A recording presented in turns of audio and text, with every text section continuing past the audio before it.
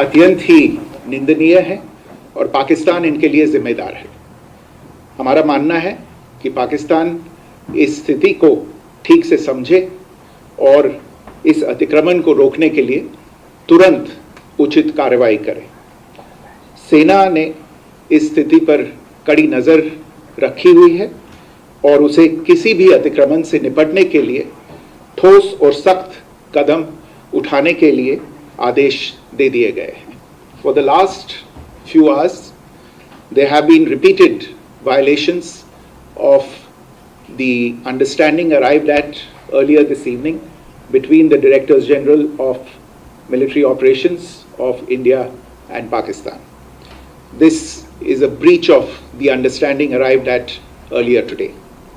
The armed forces are giving an adequate and appropriate response to these violations, and we take very, very serious notice of these violations.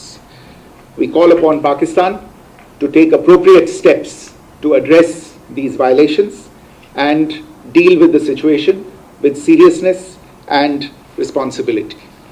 The armed forces are maintaining a strong vigil on the situation. They have been given instructions to deal strongly with any instances of a repetition of the violations of the borders along the international border as well as the line of control.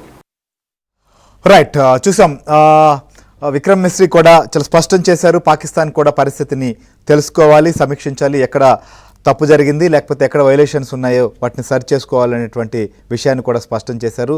అధికారికంగా పాకిస్తాన్ చేసినటువంటి తప్పుని గుర్తిస్తూ ఆ విషయాన్ని కూడా అందరికీ తెలియజేసేలాగా ఈ media సమావేశం కూడా నిర్వహించారనేది మాత్రం మనకు అర్థమవుతోంది.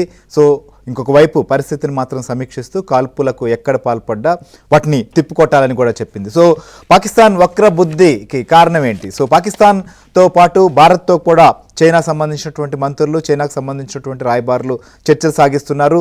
సో అమెరికా అధ్యక్షుడు ట్రంప్ నుంచి మొదట ట్వీట్ వచ్చింది, దీనికి సంబంధించి విరమణకు అంగీకరించారు అని చెప్పి. తర్వాత చైనా కూడా రంగంలోకి వచ్చింది. సో ఈ పరిస్థితులన్నిటిపైన కూడా చైనా అటు పాకిస్తాన్తో మాట్లాడిన తర్వాత దోవల్తో కూడా విషయాలన్నిటిపైన చర్చించినట్లుగా మనకు బ్రేకింగ్ వస్తున్నాయి. కృష్ణ, ఏంటి అసలు చైనా వైఖరి ఏంటి? చైనా ఈ పరిస్థితులన్నిటిపైన కూడా ఏ రకంగా వ్యవహరిస్తుంది అనుకోవచ్చు?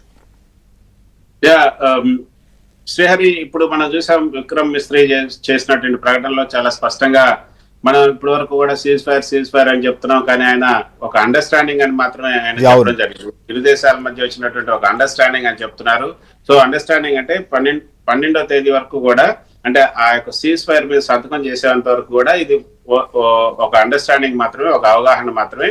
ఆ అవగాహనని వాళ్ళు ఉల్లంఘించారు. కాబట్టి గత కొన్ని రోజులుగా, అంటే ఆయన చెప్పినటువంటి మాటలు యాక్సిడెంట్ గా మీకు చెప్తాను, గత కొన్ని రోజులుగా కొనసాగుతున్నటువంటి సైనిక చర్యను నిలిపివేయడానికి భారత్ అదేవిధంగా పాకిస్తాన్ మధ్య DGMOల director general of military operation స్థాయిలో ఈ సాయంత్రం ఒక అవగాహనకు వచ్చారు. అయితే గత కొన్ని గంటలుగా ఈ అవగాహనను పాకిస్తాన్ ఉల్లంఘిస్తుంది. ఈ సరిహద్దు చొరబాటును భారత సైన్యం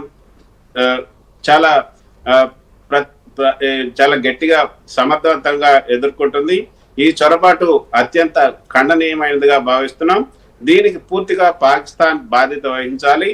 ఈ పరిస్థితిని పాకిస్తాన్ సరిగ్గా అర్థం చేసుకోవాలని, వెంటనే తగినటువంటి చర్యలు తీసుకొని ఈ చొరబాటును ఆపాల్సినటువంటి అవసరం ఉంది అని కూడా మేము ఆశిస్తున్నామంటూ ఆయన సింపుల్ వర్డ్స్ లో చెప్పడం జరిగింది. సో ఇది కనుక చూసుకుంటే, మరోపక్క ఇప్పుడు తాజా అప్డేట్స్ ఏంటంటే శ్రీహరి, చైనా విదేశాంగ మంత్రికి Ajit Doval, national security advisor Ajit Doval కూడా ఫోన్ చేశారు. యుద్ధం భారత్ యొక్క అభిమతం కాదు, రెండు దేశాలు సంయమనం పాటిస్తాయనుకుంటున్నాం. చైనా ఏదైతే ఉగ్రవాదంపై కౌంటర్ అటాక్ చేయాల్సినటువంటి అవసరం తప్పకుండా ఉంది. చైనా కూడా ఈ యొక్క ఉగ్రవాద పోర్లో చైనా కూడా సహకరించాలి అంటూ చైనాను కూడా మంచి చేసుకునే ప్రయత్నం దోవల్ చేశారు. అంటే ఇప్పుడు అమెరికా రంగంలోకి వచ్చింది కాబట్టి అమెరికాకి క్రెడిట్ అంతా పోకుండా ఉండాలంటే చైనాను కూడా కొంత దోవాల్సినటువంటి అవసరం భారత్ ఉంది. కాబట్టి దౌత్య పరంగా ఆ యొక్క